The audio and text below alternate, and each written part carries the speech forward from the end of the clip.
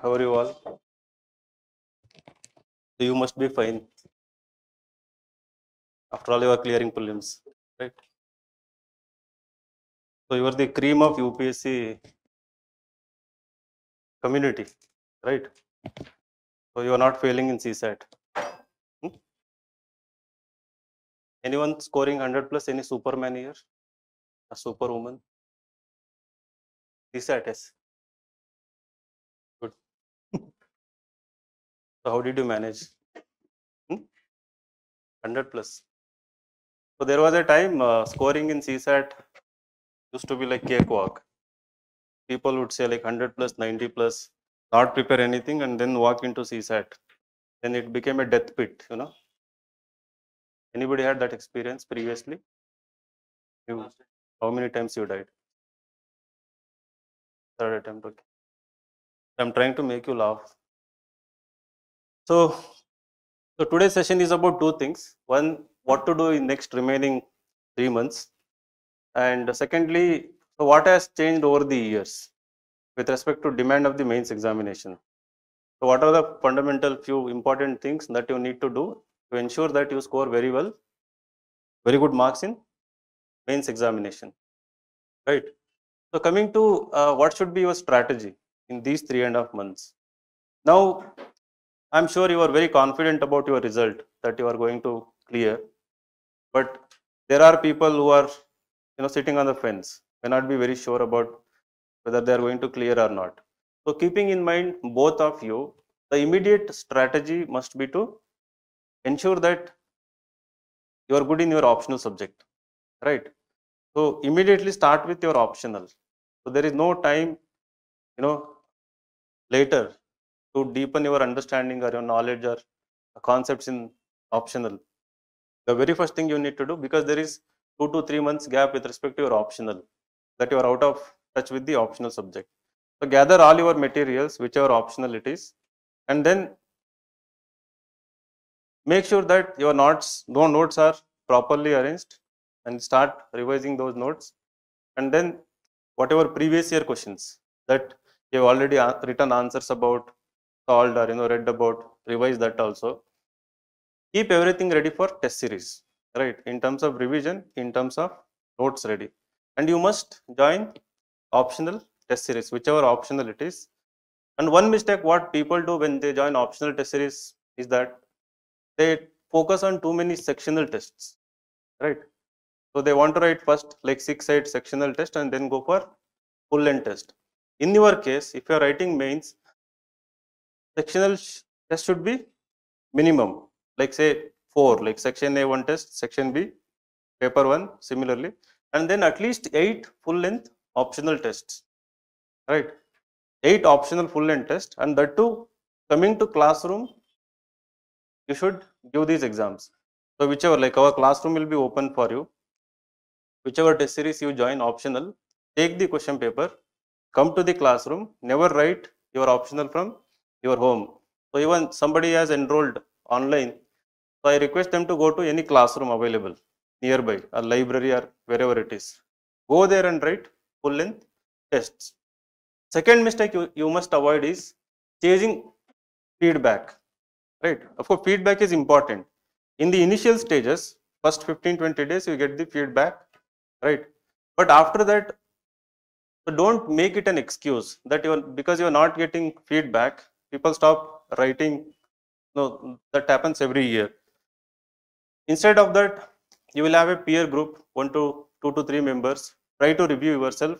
Here, what is important is trying to complete full length paper, right, with as much as quality answers, right?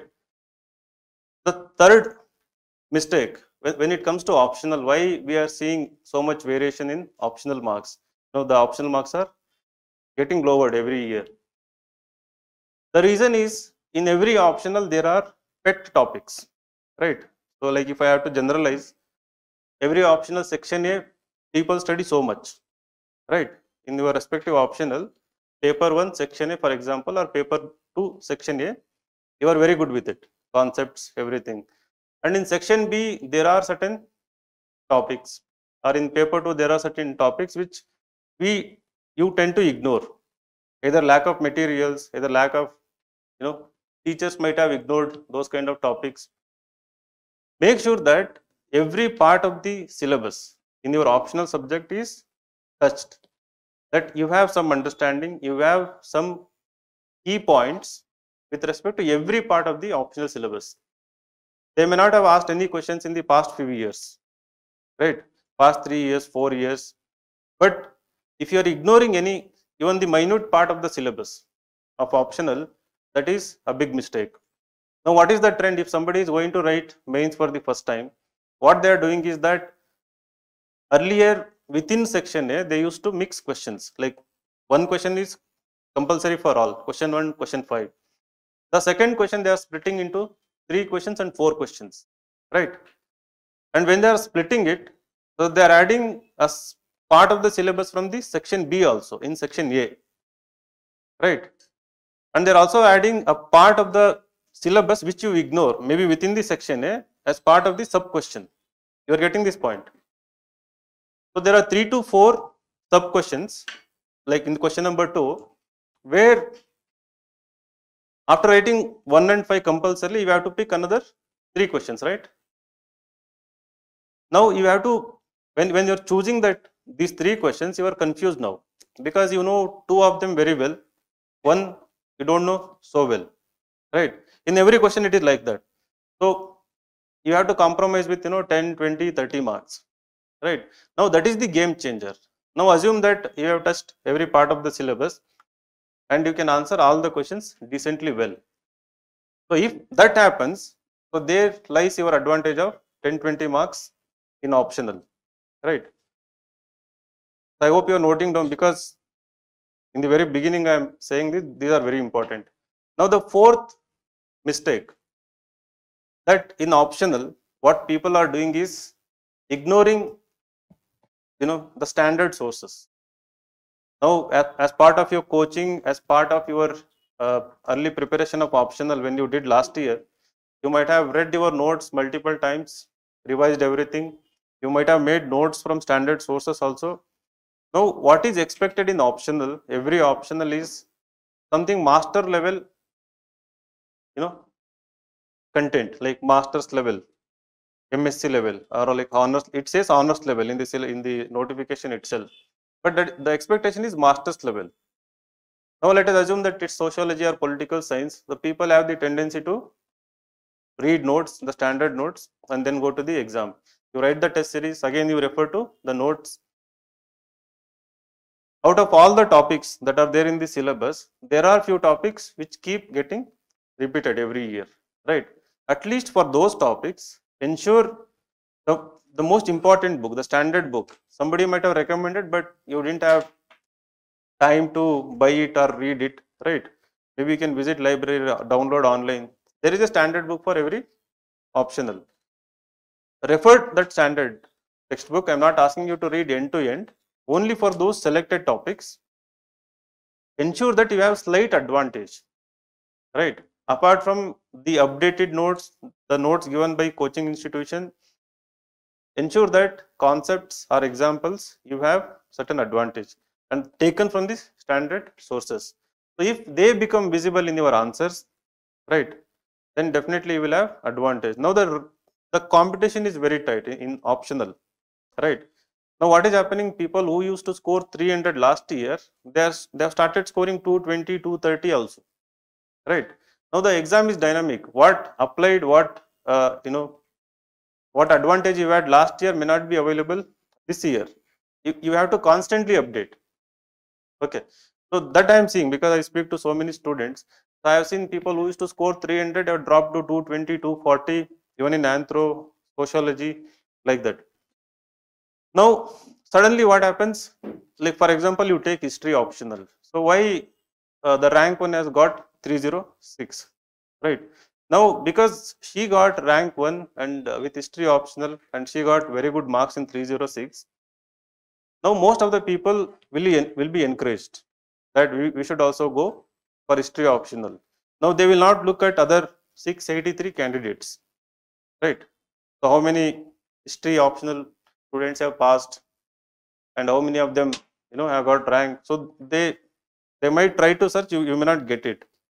Now, why she has got, in my opinion, one, the kind of education she got, honors in history subject from a reputed university.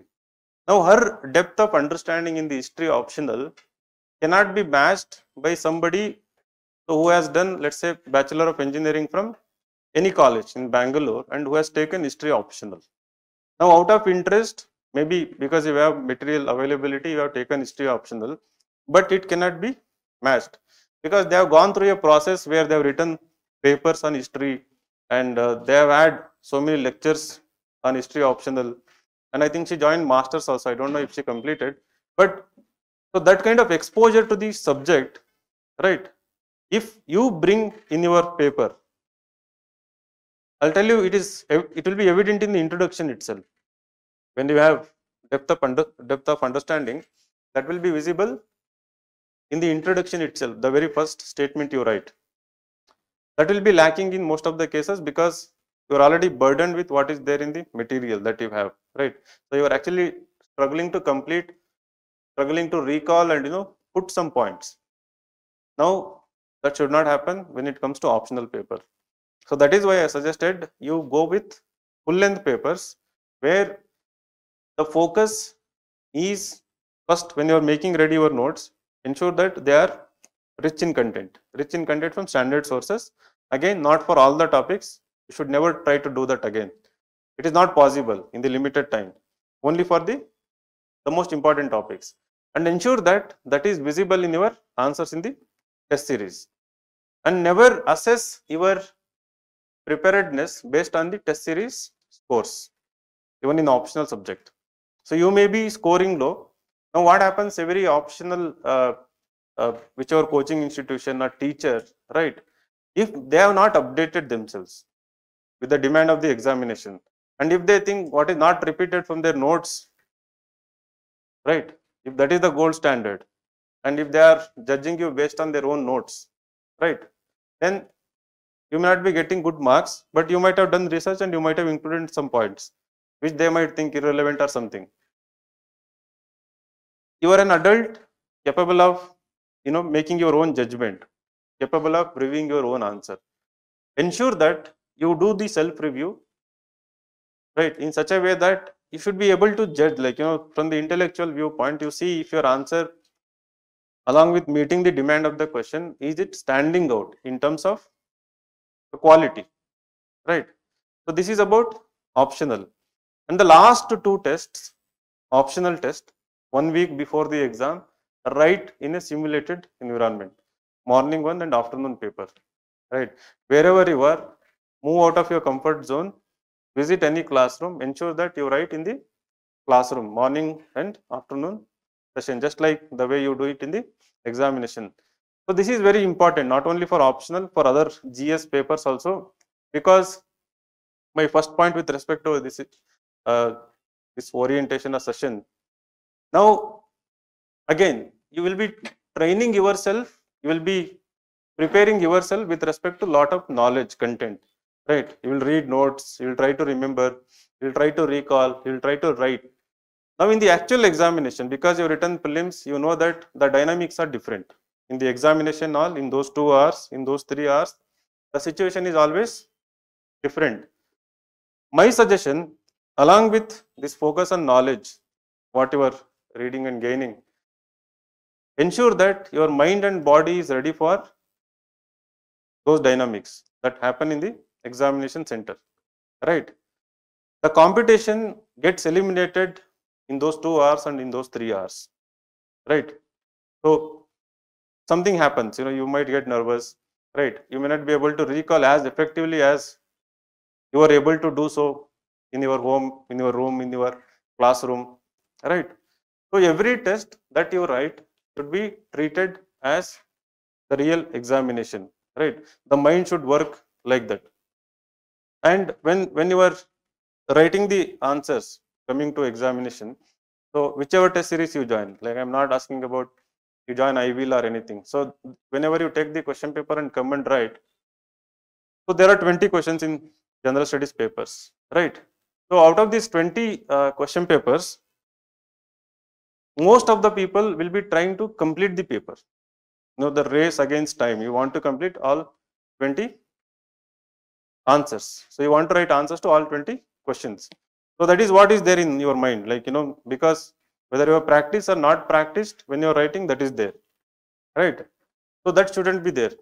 Completion of paper is not the goal here, right? So the goal is to bring the best out of you, to do the absolute justice to each demand of the question, starting with the number one question, whichever question you choose, right? Ensure that the focus, I mean, this is important, like if you have written tests, you will know that, right? To do absolute justice to the demand of the question. So which I'll address, what do you mean by doing justice to the question? So that is also another important factor. So all the 20 questions will be taken care with practice eventually. So in the beginning, when you are writing the first test, so don't go after answering all 20 questions, right? So you can choose 12, 14 or even 16 questions. The focus here is making your answers stand out in terms of, their depth, their analysis, the quality of examples you have chosen, right? So that should be the focus. So which brings to the, when it comes to all the GS papers and essay, one mistake that everybody is making in terms of what you write, the answers, especially in the mains examination. Now, somehow the focus when you are writing the answers along with the completion of the paper is more towards dumping the content, right? So you have 150 words, you have 250 words. Some people understand the demand of the question, you try to meet the demand. Some people, at least in the beginning, as I noticed, try to write what they know. So you look at the question like S-400 missile is there. So you one page you write about the S-400 missile. Now the question is why, as a air defense system, it is superior to other systems in the world. So last year that was the question. So when people started coming and saying, they have written about the S-400. Some people have written the diagram, they split S-400, they have written its speed and everything. Now they have not communicated in their answer why it is superior compared to other systems in the world. Now other systems in the world are missing in your answer, right? So you have to compare with what are the other systems in the world. So now the examiner knows that, so this fellow is either guessing. For prelims, you might have read about it. Recently in the news, you might have heard about S-400. So you are writing what you know about S-400, and this has two issues. It creates two problems. One, definitely it will not get you more marks in that answer because you are not meeting the demand of the question. You have seen that question, right? Last year it was there in paper 3. The second issue is that it is dishonesty, right? This candidate is not honest. And I am telling you with all the honesty, right, that the effect of that question will be felt across the paper, right? So that is the reason why in paper 1 and paper 3, people are scoring low marks, especially in paper 3. So I will show the paper also. I will come to that point. Okay. So ensure that in the beginning, the preparation is on the quality. So like you know the actual content. If you don't know anything, it is always best to leave it blank. So that honesty also start practicing from the beginning. So when you are trying to write all the 20 answers, you know for sure that you don't know answer to all the questions, right? Now suddenly when you are forcing yourself to write, so you are also forcing yourself to cook up some answers in some of the questions. So over the period that becomes a habit. In the first test you do, second test you do, right? People might have told complete the paper, that is important. Of course that is important. So based on my observation, it will naturally happen, right? When the focus is on the quality. So don't do that in the beginning. If it becomes a habit, similarly, like the same mindset which you have in prelims. So you have attempted 70 questions, and then again you are forcing yourself to answer another 5-10 questions in the end, right? So which for sure you know that you don't know the answer, right? Somewhere some chairs can be put, no? Somewhere you know that you don't know the answer, but you're forcing yourself. In prelims, it's okay. Okay, I won't relate it as, honesty, dishonesty, right? Basically, objective question, right? So machine is reading your OMR, right? Here in mains, a human is evaluating your copy, right?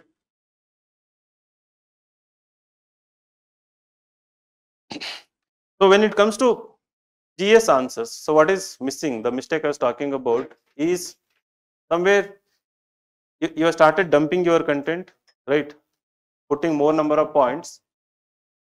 The very demand of the mains examination is, right, your intellectual ability and analytical ability, right? So they have mentioned the depth of understanding, depth, what do you mean by depth? The depth of understanding must be there in your answer, right? Secondly, the ability to analyze, right? That must be there. Now, again, I have seen like literally thousands of essays and answers. People get influenced by the toppers copies, right? And maybe through evaluation also, because most of the evaluators reward you when you write more number of points, right? More number of examples. Now, what is required in your answer? The last 2 years, what has changed in the mains examination is that they are very clear about checking these two traits, depth plus analysis. If these two are missing in your answers, your GS papers, you are never going to score above 80 or 90 marks, right? If somebody is scoring 110, 120 or something, there is a definite element of depth as well as analysis. Now, what do you mean by depth and analysis? What is depth and what is analysis? Now, every question has its own demand, right? So, the question will be asking you examine, discuss, comment, critically analyze, okay, explain, elucidate, enumerate. Despite all the directives, there should be an element of analysis, right? So, where do we see this element of analysis? In which part of the answer? Like, let's say the question is just the examine or explain. The introduction and conclusion, right? There we see your ability to analyze, right? How can someone explain? When I say the introduction is window to your analytical ability, earlier also I told you, right, that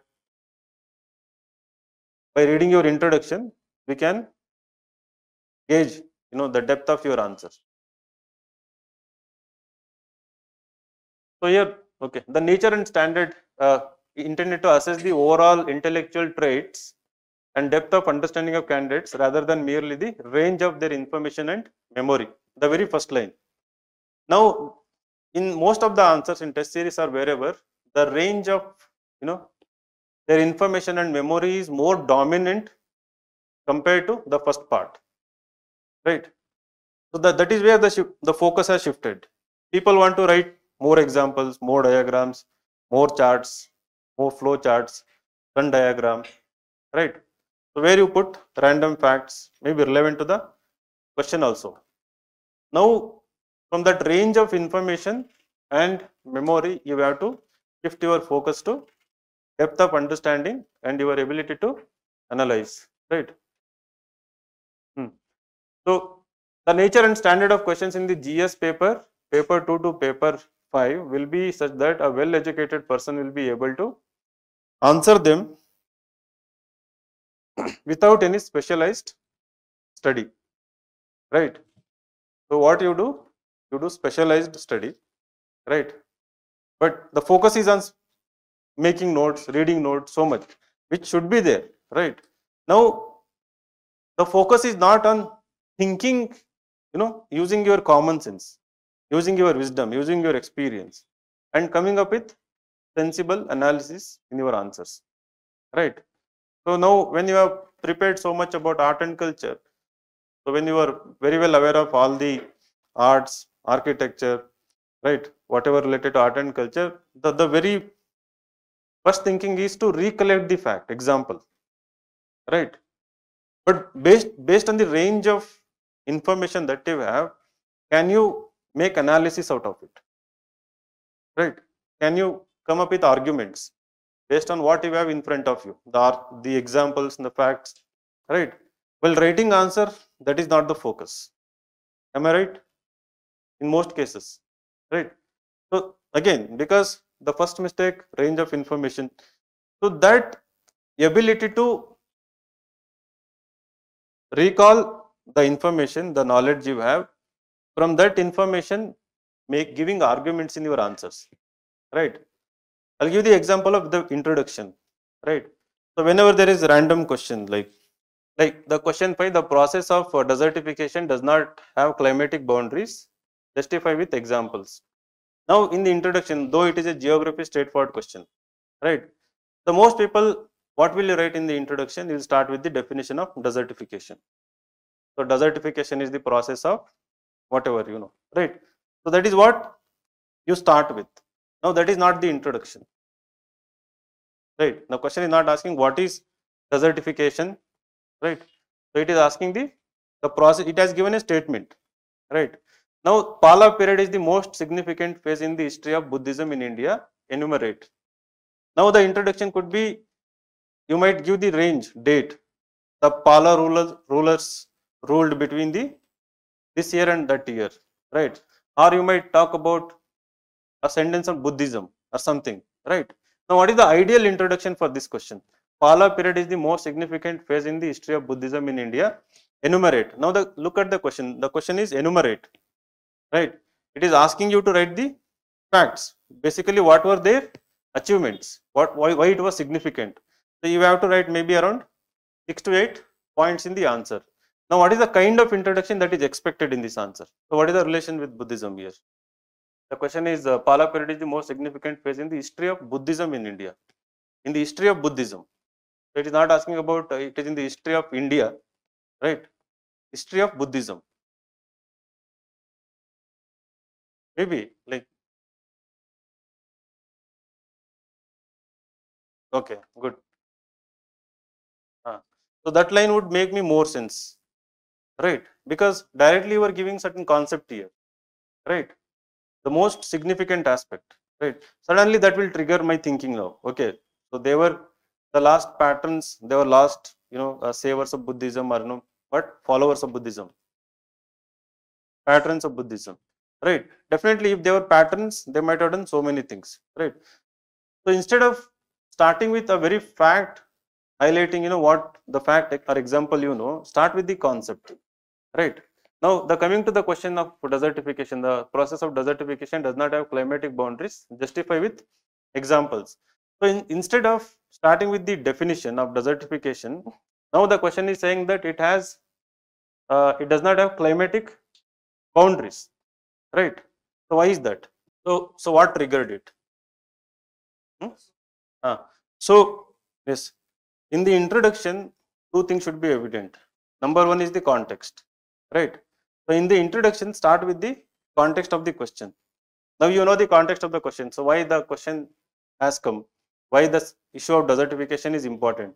So, why it is not restricted to certain geographical climate boundaries or locations, right? So, if you know the context, you can directly start with the context. So, then along with the context, the significance part of it. The question might be asking, may not be asking. In introduction, you have to combine. So, there is another way of writing introduction, giving the broad idea about the issue in the question itself, right? Now, the broad idea is something related to maybe climate change itself, right? But again, you should not start with definition of climate change or just a fact with a climate change. So, when I read that line in your introduction, for sure, I know that two things. One, you know the demand of the question. Second, you know the issue, right? And I know that you have depth in your answer, because the way you are writing line, I used to tell in previous sessions, one line in your introduction should become an essay topic, right? If I give a line, so you will write 1,000 words, right? So that is how the introductions are tightly written. No, there is so much meaning in few words that I can go on to write an essay on that. So it depends from question to question. So during preparation, earlier people used to say that you can get good introductions from NCERT textbooks, right? So that is why we ask you to read standard sources.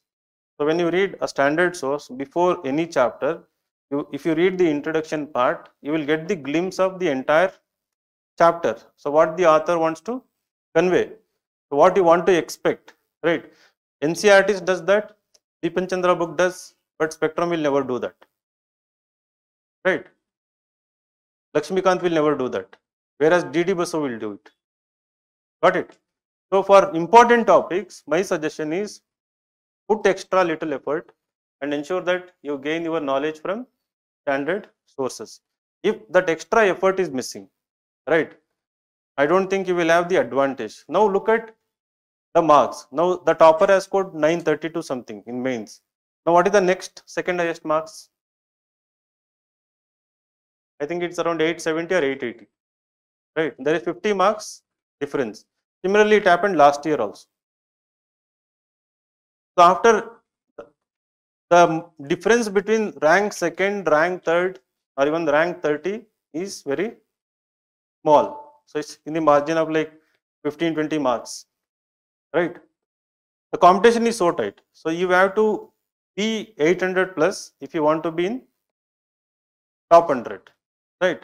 Now, when you're preparing for mains, when you're sure about prelims, so your mission is to score 800 plus marks. Aim for the 850 marks, right?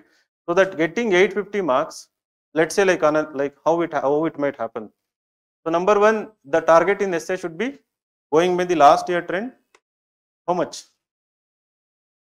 What should be your essay target? 130, 135, 135 to 140. So if you look at all top 10 ranks, nobody has scored 140 in essay this year. Have you seen that? Top 10, nobody has scored. And in fact, looking at the essay paper, immediately I had tweeted this, right? The average marks will come down by 10. And in previous session, I said all the topics will be 8 philosophical topics.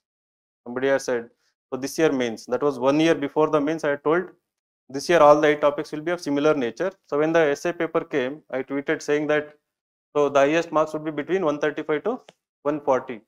So this was as soon as the mains paper. And it became true. There, as far as I know, like Avinash ranked 31, 147, second highest, and there is one more guy who has scored 150 marks, and everybody less than 140, right? So there are like 2 to 3 cases. So that is the trend we are seeing, not only essay paper, in every paper, right? In optional, in every optional, you have like 2 to 3 people who are scoring 300 plus, not like earlier times, and everyone's scores are down to 260 to 280 or something. So the toppers marks. So now you have to gain that advantage in the range of these 20-30 marks, right? And how will that happen? Not through blind practice, right? So don't just keep on writing, practicing, keep on writing, practicing without focusing on the quality. 20 out of 20 is myth, right? I won't recommend it. So 20 in out of 20 questions, you never know answers to 2 to 3 questions, right? I mean, absolutely, like very clearly you don't know the answers.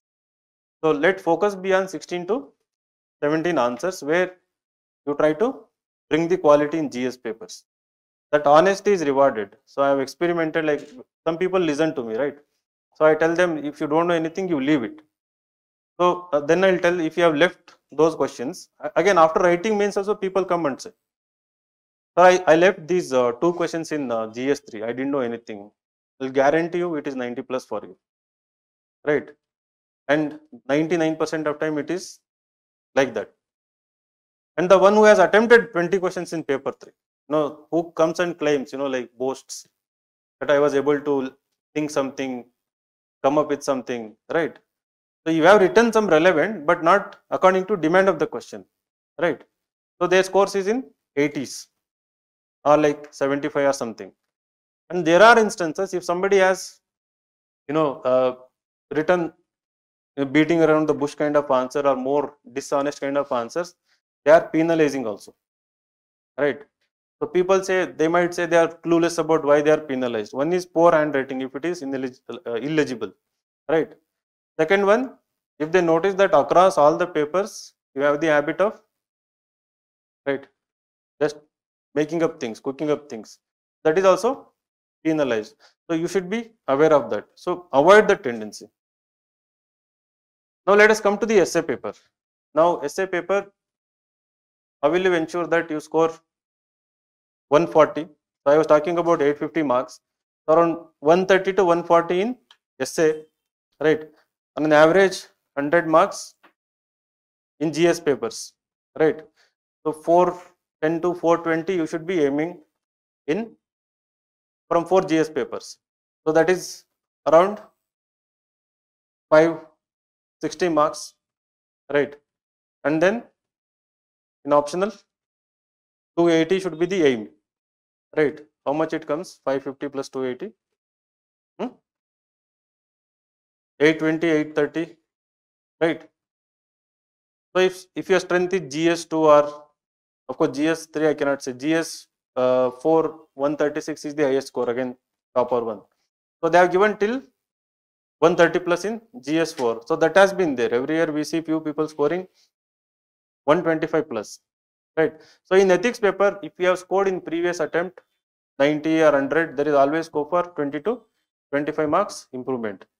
In essay paper, if somebody has scored in your previous mains 105, 90, 110 or something, it can be definitely be improved to 135, 140. So 20, 25 marks easily you can gain there also. So I have seen many people missing out the rank by 20 marks, 15 marks, 30 marks. So they can either increase in the essay or either in the ethics or in optional also. Now the one intelligent thing you have to do, keeping in mind this year trend, you must try to score heavily in mains itself. Don't rely on interview, right? So those who are going to write your first mains, remember this particular point, that never rely on interview. Your personality may be so what scintillating, sparkling, right? So charismatic. So you might have won all the hearts and so many marks in other interviews and placements and all, but in UPSC, with all the honesty, I'm telling you, there is no guarantee. So even my own belief was shattered. Like many people, of course, whom I guided got good marks, but when I was telling them 210, like Avinash was telling 210, he got 198. For them who was telling 190 something, they got 180s, right? So before last year, it was reverse. If I was telling 190, they were scoring 200 plus something. So this year, something has gone wrong in UPSC. That what might have gone wrong, right? So your imagination is running wild, right? You are thinking what has gone wrong. So I don't know what has gone wrong. I know, but I cannot tell you. So the marks in the interview have come down. So people can interpret it as level playing field, that there is no undue advantage in the interview for people, right? Maybe last year marks were so liberal, they might have brought it down, because last year people scored 215, 212. So I calculated, I tweeted that also. In the entire list this year, 13 people scored 200 plus. This year result. So last year in top 100 itself, 26 people scored 200 plus. In top 100. This year only 6 people, right? So we were telling, that's why the exam keeps changing and we have to guide you accordingly, because based on its dynamic nature. So interview is no guarantee, but there is of course way to score 180, 190 plus for sure. But you are aiming for IAS or something. So I saw that one lady, I think 157 interview, and she is there in top 10. Rank 6 or 8, I don't know. So she is there in top 10 by scoring 157 marks in the interview, right? So that is how you need to keep in mind and prepare for the mains examination. So these 3.5 months are not the days to relax, right? So you have to go to the next level of perseverance, hard work, right? Transform your personalities in such a way that so you do everything that is possible to breach that 800 plus, right? Ensure that you get very good rank. So in that direction, I am guiding, like whatever points I've been telling you, they make sense if you implement, right? Will definitely help you very well. So coming to essay paper. Now all 8 topics are so-called philosophical topics, right? But if you look at closely, 1 or 2 topics are like that. So other topics are disguised as philosophical topics. So there is a topic on women empowerment. There is a topic on technology, right? There is a topic on a social issue, right? So, but they look philosophical, but underlying theme is the larger issue that we face on day-to-day basis. Something related to technology, something related to women issues, something related to other social issues of patriarchy or something, right? So, and then technology has the silent factor. This is which year paper? 2020. Yeah, I had asked them to give 21. I think 21 mains is over, right? Yes. So these are like old topics. So in last year topics, you don't see international relations and all these things, right? So 20. Anybody has 21 questions?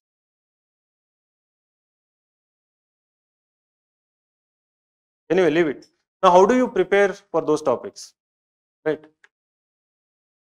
Next week, I'm going to do like 2-hour session.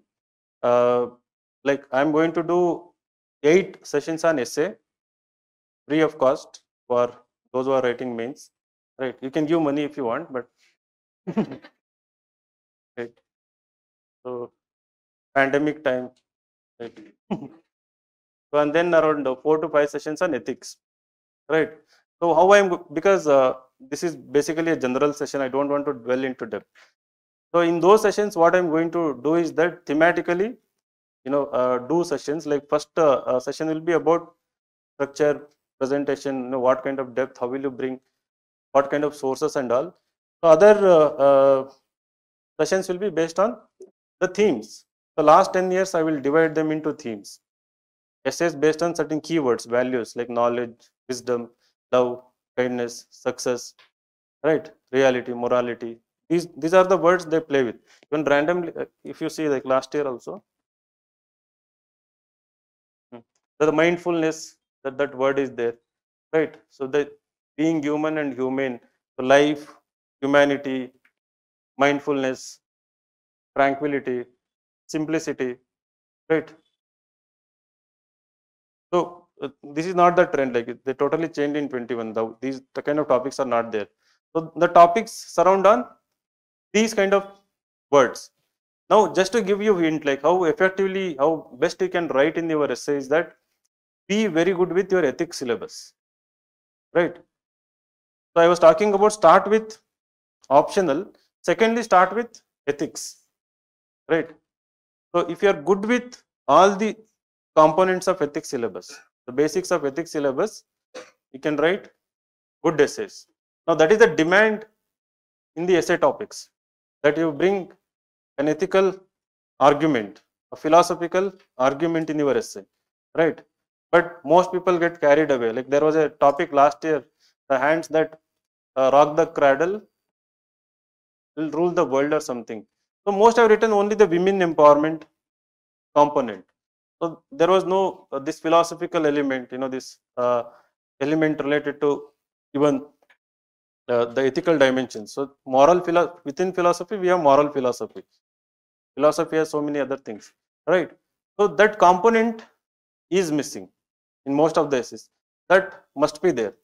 So how will you bring your first, way of bringing is by being thorough with the ethics syllabus, especially the first part till the emotional intelligence syllabus, the part of, from topic 1 to till emotional intelligence.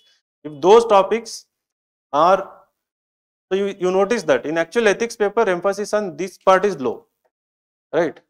The first part, they will give 3 quotes of Socrates, Thiruvalluvar or somebody, and then they will ask you to talk about its relevance today or its relevance in civil service, its relevance to you or something that. Apart from that, most of the questions are of the second half of the ethics syllabus, even the case studies also, right? So people are ignoring the first part. Now, if you if you're good in the first part, if you know moral philosophers, let's say you know like around 6 to 7 moral philosophers from the West and 4 to 5 moral philosophers from India and their philosophy, right? Again, not only moral philosophy, but also other elements of their philosophy. So you can score well in the paper. Again, remember that I'm not asking you to write the entire essay philosophical. It should be one of the part in the essay, right? So there should be other elements also. Now, there is something called ethical judgment, right? Now, when we are reading the news, let's say now everywhere the protests are happening, right? Somebody what? Said something against prophet, and there are violence. Now, the way we look at the issue is from the political angle, right? If that is your major attitude, or if you have studied sociology, maybe from social angle also you might try to do it, or simply put, the way the newspaper is feeding us. That is how we try to think about it. Now, there is something called ethical judgment, which no newspaper will ever print. Maybe in their editorial, they might say something about it, but in day-to-day news, that doesn't come. Now, having studied your ethics syllabus, or without studying ethics syllabus, can you make ethical judgment about the issue, right? So, can you write entire issue from the ethical perspective, right?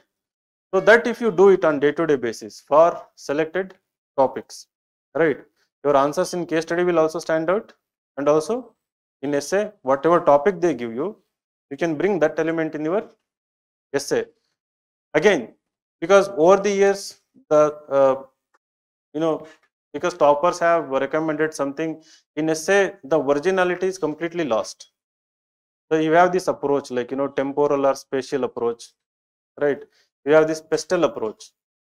You force yourself to bring that political, economic angle, social angle, technological angle, environmental angle, legal angle, right?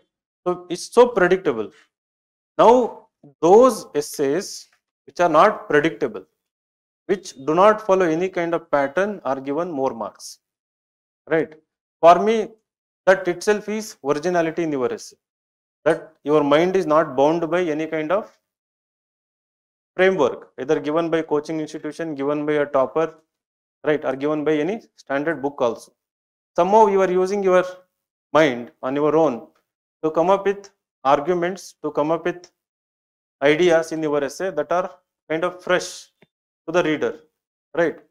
Now, when I say they should not have any pattern, what I mean by is that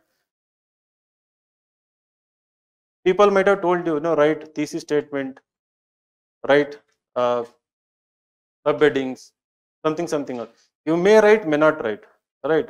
But the flow of the essay should be like that. In one go, I should be able to enjoy it from statement, like from the first line to last line. I should be able to enjoy your essay. I should be able to learn something from your essay.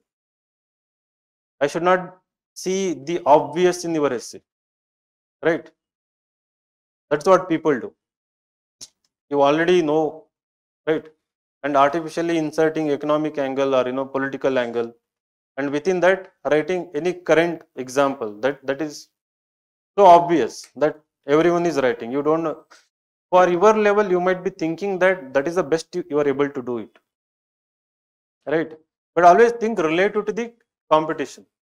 For your level you may be thinking, okay, that is the best example. Some people writing example itself, they think, yeah, I'm writing example. And those who are writing example, they think, yes, my example is good, right? Now when I am reading, when I am this exercise of process of reading so many essays, so I know the competition, right? The moment I read your introduction, first two paragraph, I know this is 70 marks, 30 marks, or 40 marks, or whatever it is, right? So that is how you develop your ability. But as an individual, you haven't been through the experience, right, of the evaluator. So you are thinking from your own perspective, your own island. So that you have to overcome, right? Think with respect to competition. That is where the feedback helps. I think more than 20 essays I evaluated for Avinash, right? And every year, so we are getting good essay marks from so many people. And this was, I think, second highest. I was thinking first highest. I wrote on Twitter also. Somebody said like, no sir, you are wrong. Sorry to disappoint you, but I said, what is there to disappoint? I said, thank you, right, for enlightening me that somebody has got 3 marks more than our student, right? But with rank 208, leave it, no problem. So that should be your aim, and it is achievable. So what prompted me to say that the score will come down by 10-20 marks? Because of the understanding that many people do not prepare for one topics like this. Secondly, you are not always prepared to face the uncertainty itself in the examination hall. So the feedback I was getting was people are striking down topic. They would have written one paragraph. They might have chosen a topic, written one paragraph, then realized that they will not be able to write 1200 words, and then change the topic. So these kind of small dynamics, that's what I meant by dynamics in the examination hall. So you have affected their scores in the essay paper, right? So you should be able to choose topics intelligently, right? So almost everybody chose that cradle, those who could interpret it, right? The marks have come down. So you should be able to choose those topics where you can really bring out the best in you, right? So not choose the easy topic which you obviously know, it kind of averages out, right? So yeah, in those sessions, I'll definitely do it. I hope you people will attend those sessions, right? I'll make you write essay in the classroom also, like introductions and all, without much wasting your times. Okay. So any question you have with respect to essay, like general, before you start? So have the target of writing at least 20 essays before mains. 14 essays as part of we will make you write. There are 7 full-length essay tests. Okay. So with respect to choosing the test series, you can just choose essay ethics from Insights and GS 123 from other also, or you can choose entire package from ours and then ethics essay separately from another also. So what I'm recommending is that if you are writing in Bangalore, so my suggestion is that go for 2 feedback, right? So any test series from Delhi, at least one paper, either only for GS or only for essay or ethics. So try to get it, so that if you are scoring good marks in essay here in Bangalore, right, and if that same thing happens from Delhi also, you can be sure that, right, so you are actually writing properly. So if there is some kind of discrepancy, then the problem is with one of them, Insights or someone. So then you can come and show to me. So it used to happen with Avinash, like our people are giving low marks, right? I told, like he I think like one month before the mains examination. So he was the OGP student, classroom student. He used to show essay every week. So I knew the way he was writing. And in the evaluation, they were not rewarding it, right? This analytical ability and all those things. So they are telling, these are like too much of it, too expert like content, optional like content, don't bring it and all. So I told him, no, this is what you need to precise. It was not like optional, because he had law optional. He was not bringing law option or anything. So what he was bringing was, in his essay, he was a good reader, avid reader of books, right? So that element was always present in his books. So all the fiction, non-fiction he had read, so was flowing naturally into his arguments. Again, not forcefully inserted, right? So some people do that, they do summary, read summaries, and then they try to insert it, but it was naturally coming. So I always used to give him 75, 80 marks, encouraging him. The same thing, right? Mostly it was because original, and it was good to read those kind of essays.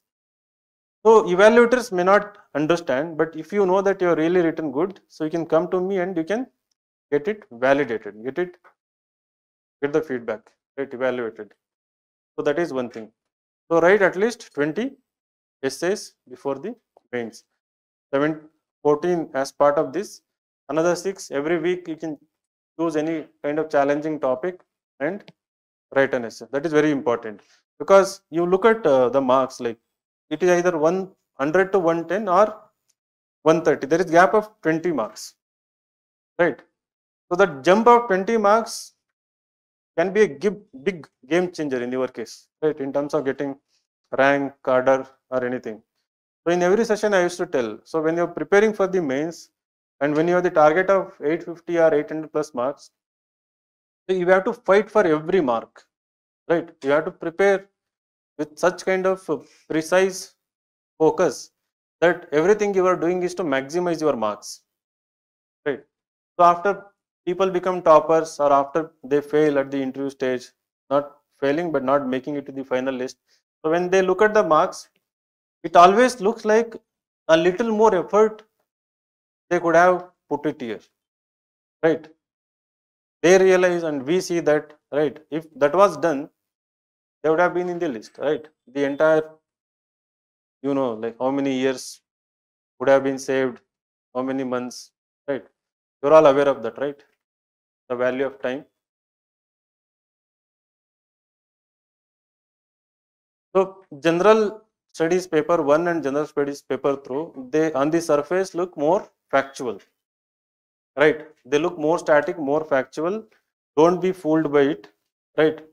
Bring the element of analysis. Now what is analysis? Introduction I gave a hint, right? Giving broad idea or context, right? To the entire answer. You are introducing your answer in the introduction, right? You write a sentence such that it has so much depth in it. But in the body part, the very basic definition of analysis is to break into parts, subparts, and examine them in depth. Examining in depth means, like, if you might say that in the process of desertification does not have climatic boundaries, justify with example. Can you give any one point why it doesn't have any one point? So what would be your answer to this question? Or any other answers? How will the melting of Himalayan glaciers have a far-reaching impact on the water resources of India? Any one point. So what is the immediate impact you can imagine? The melting of glaciers on the water resources.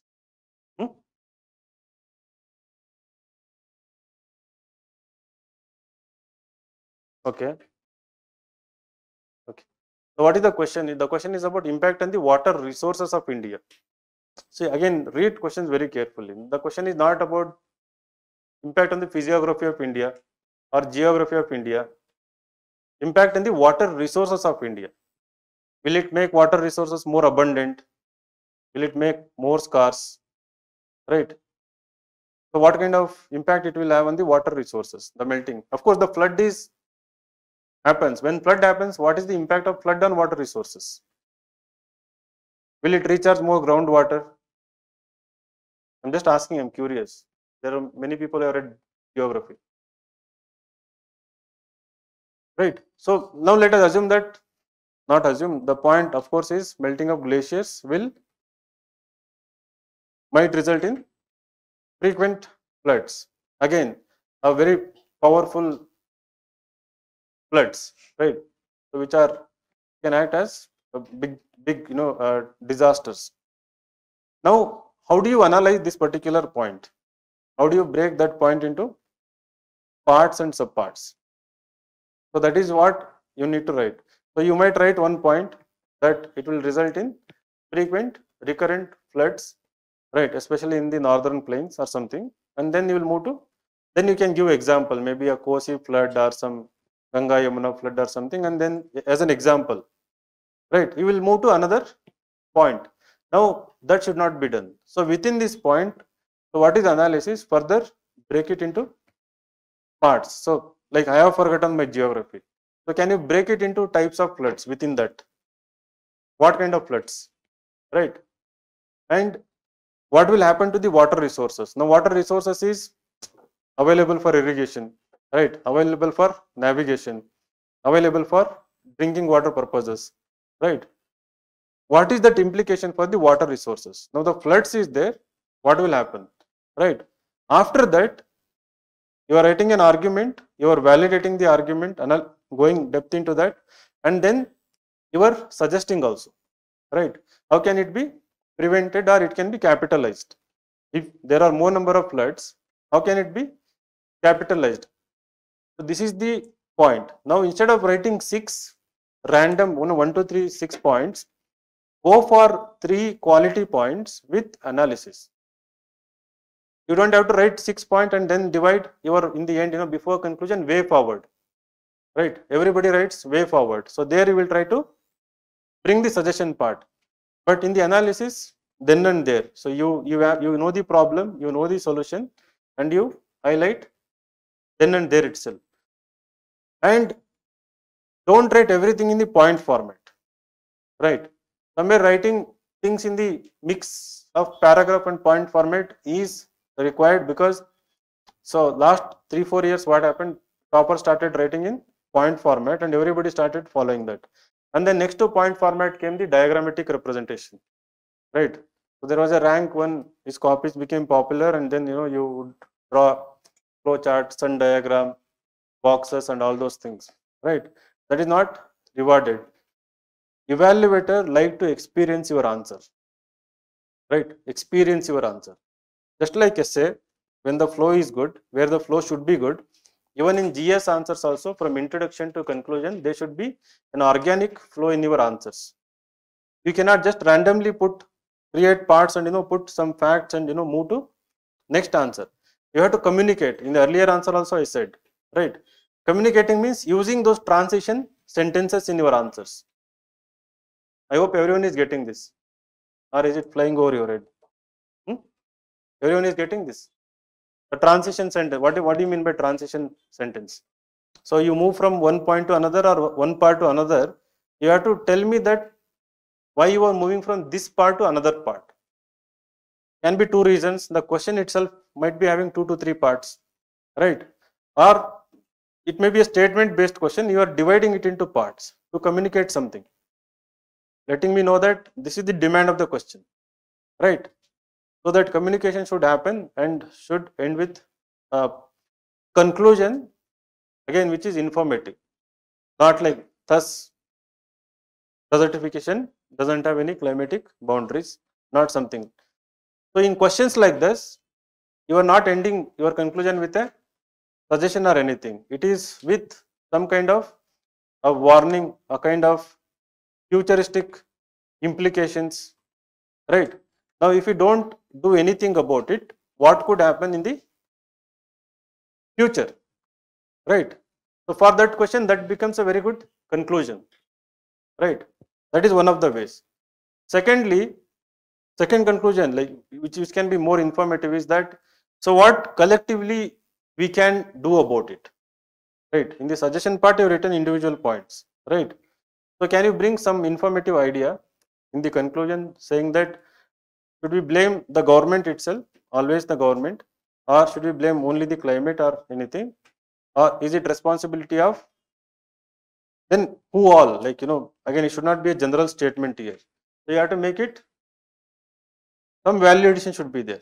So which has kind of foresight or some kind of vision, some kind of futuristic, optimistic tone, that is always there in the, that should always be there in the conclusion.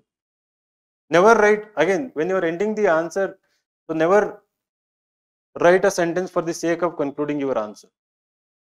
As I told, be mindful, be immersed in what you are writing. Ensure that there is a quality content till the last word.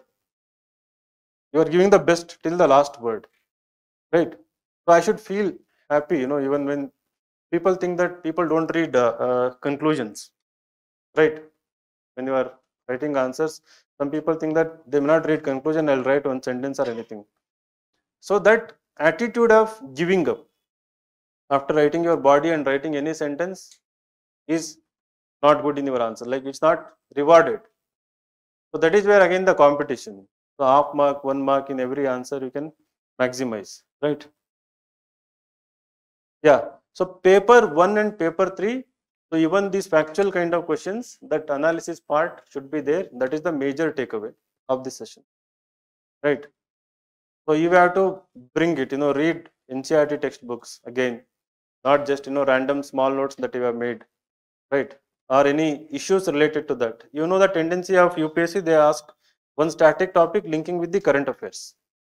They combine, make a question, and then they are asking. There was before this year there was a question of interior of the Earth and how a mission to Saturn or something would help understand the interior of the Earth. Which mission? Cassini or what? Juno, yeah. So Juno mission is about Jupiter. So the question was, how would that help understand the interior of the Earth, right? So that was the question. So NCERT, you have studied interior, you know the concepts. Now you have to apply your mind. The Juno mission is about understanding the Jupiter. How understanding Jupiter will help understand the Earth, especially its interior, right? So that is the dominant part. And another missing aspect in most of the mains answers is that the way you allocate weightage to each parts, right? So one creation of multiple parts is important, and then the weightage given to each part. You should, while reading the question itself, you should be able to assess that this part requires major chunk of space and content, right? So don't force yourself to bring way forward or anything where it is not required, right? So in the essay session where I said I'll talk about directive words and all, right? What is the exact demand of examine and all those things. So this weightage allocation is important. So you start writing the first part, then by the time you move to second page, the second part of the answer may be more important, but you will have less space. Then you will lose out certain marks. Definitely it will happen. So while reading question, you intelligently mark in pencil that so these are the number of points for first part, these are the number of points for the second part. So that is where the test series comes into picture. You cannot directly do it in the examination, right? So that is what I meant by quality. Like if you are trying to write all 20 answers, you will never be able to do this, right? If you are able to write focusing on only 12 to 14, you will be able to do all this exercise in the beginning, right? Understand the demand of the question, divide it into parts, how much points to allocate, and if you know 4 points, minimum 3 examples must be there. So what I mean by example is that analysis part, not random example, right? And you go back to your answers and see the kind of examples you people have written, right? They do not stand out. Many people miss out on example. If at all you written, they do not stand out. So they do not leave an impression, right? So that is where your preparation should come into, you add that value addition. So GS3 is similar. So look at the GS3 questions. Paper 2, most people have scored good marks because of the nature of the questions, right? So inherently they are statement based questions, most of them. And over the years, you are good with dealing with that kind of questions. Like if you followed secure initiative and right.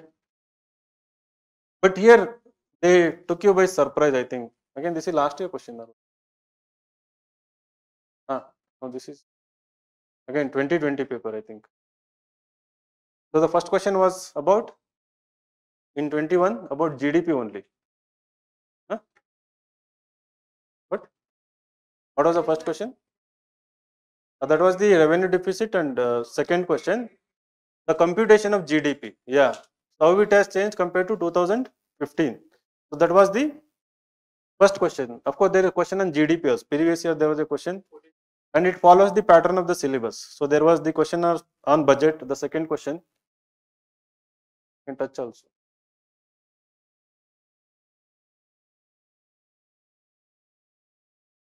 So there was question on land reforms also, right? So there was question on economic basics, budget, land reforms last year. You know that it follows the syllabus. So within those syllabus topics, you have to prepare in depth. Now when you have those factual question, computation of GDP compared to how it is done now compared to 2015. So looks like again it's factual question, right? In addition to, if you knew the answer, many people didn't know that, right? They might have known year, right? But in the examination it becomes difficult to recall it. So when you are writing that, you should also write at least 2 to 3 points about what necessitated change in the computation, right? In addition to how is it different and all, what necessitated and what is its implication also. 1 or 2 points. Show that not just you understand the basic concept, you also know the issue around it, its implications, right? The background of it. So that is where again the analysis part comes into picture. So many people were like, there was a question on S400, as I said earlier. So most of the people knew that it is some kind of imported, what is that? So but they didn't know the exact answer. So they made up the answer, and this you can go back and look into my YouTube sessions. So last year also I talked about it. So if you are cooking up answer, your marks will never cross 70 or 80, right? Somewhere you have to leave it. It's okay to leave it. Like you will have this, no, I can score 1 mark, I can get 2 mark, because in year we do that, right? In evaluation. So I have informed these people also. Somebody is cooking up, give them what? Egg. Right. So give them 0. So in essay also I have informed them, if there is no originality, give them low marks. Right. So what is lack of originality?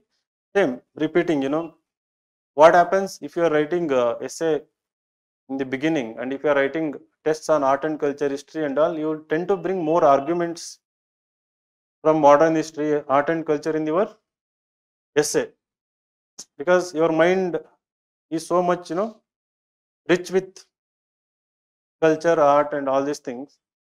So you try to bring more arguments from those areas. So you're not thinking beyond them. Okay. So ensure that your essay is rich with perspectives beyond what you are currently reading. Okay. So last, ethics paper. So ethics paper, number 1 issue, what is the issue? It's about time management. So despite practice, people are not able to complete case studies. So for that, now because you are going to write mains, so one simple exercise you need to do every week, I mean 1 day in a week, Saturday or Sunday, for 1.5 hours you try to write 6 case studies, right? So that can be, it must be done irrespective of what you are currently reading and which test series you are following. Ideally 1 hour 50 minutes is the time you should give to solve 6 case studies, right? So you take up, now there are 10 years of case studies, 60 case studies from UPSC papers alone, and n number of books are there, previous year test series question papers are there. So you take random 6 case studies with lengthy passages and the cases, and try to answer them in 1.5 hours, right? So this is to improve the speed, right? But before that, the quality, at least 1 case studies once in 2 days at least, right? So we are going to start that on our website, that ethics 70 days plan. So this year we are doing 70 days mains plan, right? Not only ethics, we will be giving you GS questions also, right? So that you can have the extra practice. So during this extra practice, you have to bring quality in the case studies. Now, who is scoring low marks in ethics and who is scoring more marks in ethics paper? Those who are idealistic, right? Bring too much of idealism. They are scoring low marks, right? Those who bring pragmatism, the practical answers, not dishonest or anything. Within ethics, you can be practical also, right? So those who show that pragmatism, so they are getting good marks in case studies. That is number 1. Second one, the ability to understand the core ethical issues, whether they ask or don't ask in the case study, and doing justice to those ethical issues that you have identified. Doing justice in the sense, the innovative ways you try to resolve those ethical issues, right? That resolution of ethical issues is important. And the third element that is missing in most of the answers is ethical justification, right? So what is ethical justification? People are fond of writing, if there is a case of harassment or something, they will tell, I will complain to this authority, right? So I will resort to this particular legislation, right? So I will compensate the victim or something. Now, why? So why do you want to do that, right? So behind every step you want to take, there is why. That why is, what is the source of moral philosophy? Is Immanuel Kant saying that is why you want to do it? That can be one of the justification, right? Has Supreme Court given some kind of judgment or something where this could be the most logical way or ethical way to go for, or there can be a kind of moral story or something, right? In a moral crisis situation, there may be a scene where somebody had resolved it in more moral way. Can be a fiction story or something like that. You can actually quote that also, right? So these kind of examples should flow into your answer in ethical justification. Like you go back and look your case studies, you would have written about how to resolve an issue, n number of steps, but the justification part is missing, right? If somebody writes that, again more practical way, they will score very good marks. And second area is the statement based questions in ethics, right? So these questions are not given due justice.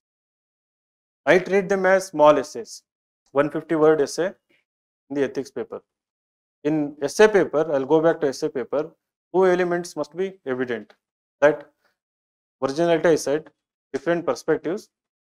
Instead of what, the dominant thing should be why and how in your essays. You take any argument, right? When you want to do justice, why and how, that should be there. Like I'll just take a random topic here. The similar why and how should be there in the 150-word ethics answers. So any topic like culture is what we are, civilization is what we have, right? So culture is what we are, civilization is what we have. So in this topic, what is this why and how, right? So now why I should say that culture is who we are or what we are, right? So why that argument? Culture is what we are means the way I behave, the way I practice customs, traditions, right? The way my attitude is developed, the way I express my attitude, right? The topic, that is what it says, that culture is what we are. So if you look at me, can you judge my culture? From which culture I come from? Am I the product of my culture? Right? Am I the product of different cultures that I have come across or anything? So here you start asking why question. Now the very basic question is why the statement is saying so. Then why culture makes individuals unique, right? I mean, if I ask randomly, suddenly you start thinking about it, right? That is what the essay process is. I'm more curious to know about it, right? What people do is that if they understand culture is what we are, they will give example. So we are celebrating this festival, so that is why we are tolerant, right? So we are practicing this kind of practice, that is why we are very peaceful. You are giving one example and you are saying that we are tolerant, we are peaceful, we are harmonious, and multicultural, we respect others and other things. You are giving example. Now I want to know, why are we tolerant, right? In interview I used to ask this question. We keep talking about Indians are tolerant. Why are we tolerant? Why? It is making you think, right? Now you are not thinking of textbook. You are not thinking about a notebook.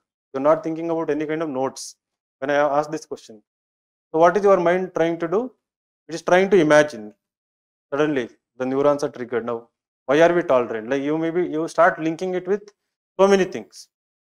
You might start linking with our civilizational values. You might start linking it with scriptures, right? You might start linking with our all philosophers, teachers, the ancient leaders, right? Like Basavana, for example. You may start linking with Basavana and his literature also, right? And you may start linking with the climate also, right? If somebody has a determinism in geography, right? You might also link with, if you have studied sociology, some theory there may be there, right? So suddenly you started thinking about it. So that element I want to see in your essay. And then another why can be asked, right? I'm just talking about first part. Essay should not be written just like first part. It should be written whole part. Just to give an example, I'm talking about it. Don't mistake me, right? Then the second part is civilization is what we have. So like all the temples, all the architecture, all the creations that we have created, built. That is what it talks about civilization, right? When we talk about Indus civilization, so that's what we had. There is Indus culture also, there is Indus civilization also. Egyptian civilization and Egyptian culture. Now the culture is lost. People are not alive. Maybe that might have transmitted, right, from generation to generation, but not it is as it used to be, right? Now, why such things happen, right? Like why my culture gets diluted or adulterated, right? And how it happens, what could be its implications. So these are the why and how that analysis I would like to see in your essay. Most people have the tendency of writing it compartment wise. They give examples for the first part, second part they will give this is what we see civilizations, and then there is interlinking is also missing, right? Is civilization result of culture, right? Can culture affect the civilization? Can culture kill a civilization, right? I can link and start arguments also, right? Even that part should be there before you move to conclusion. Okay. So similarly in ethics, section A answers, the best way to find yourself is to lose yourself in the service of others. So it's a Gandhian quote. Now the question is, what do each of the following quotations mean to you? As an individual, what do they mean to you? Not to society, not to polity, not to world, right? People write them, right? They'll give examples of, politics or climate change or something. Now the question is about what do each of the following quotations mean to you? That is the demand of the question.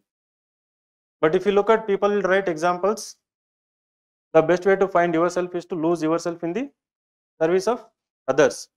So they might give other example and say that in politics it happened, something. So now you have to write in relation to you.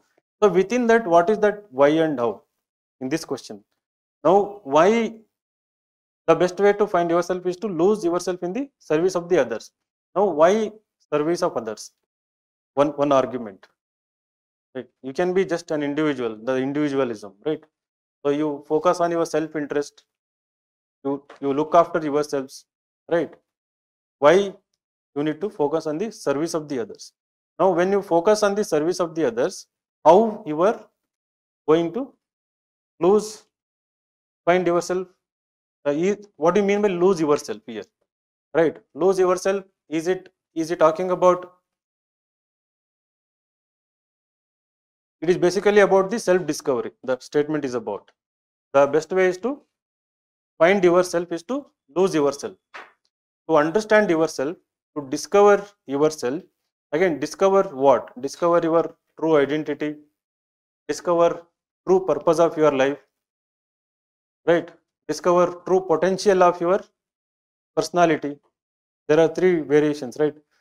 And Gandhi says that is to lose yourself in the service of the others. So can you self-discover in spiritual sense by serving the others? How that happens? What is that spiritual element that you are finding? Identity. Can you build your identity? Can you find your identity by serving the others? So what is that identity? So in your case, you have to give example. Like if you say that, let's say that you have many beggars here and you would like to provide them food for free. Based on whatever little earning you are having, you want to do that on day-to-day basis. So through this process, what is happening? What you are discovering within you, right? And then by serving them, what you are achieving in the end. So from a personal angle, viewpoint, you should construct your answer. So within that, you should add the element of ethics theories here and there, right, as support of your argument. right? So related to this quote, there may be a moral philosophy, right? Like something called altruism, right? So now somebody might have talked about altruism. Why altruism is a good way for man to be happy or something. A philosopher might have said, like there is somebody called Schopenhauer or somebody, like if somebody has said, read the philosophy, right? Something called hedonism also, the happiness, pleasure and all those things. Can you find pleasure in it, right? So there may be a opposite idea to someone else. So bring one or two, just like two or three philosophical elements also in this answer. That is to enrich your answer, to show evaluator that your concepts are clear. You are not just making it up. Got it? So in these kind of answers, if that element is evident, again your scores will be very good. Got it? So that analytical element.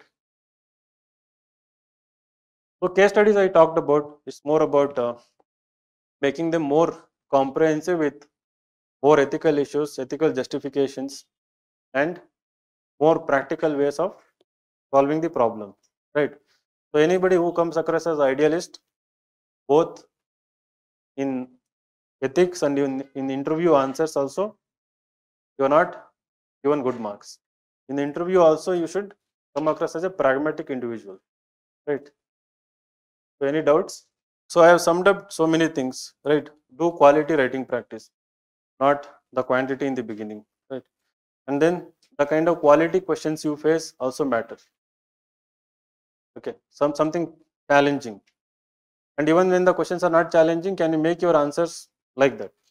The questions are uninspiring, they're very straightforward. But can you differentiate your answer? So that quality must be there. And uh, if your handwriting is poor, you have to make small improvement to big improvements. If handwriting is poor, you work on that also.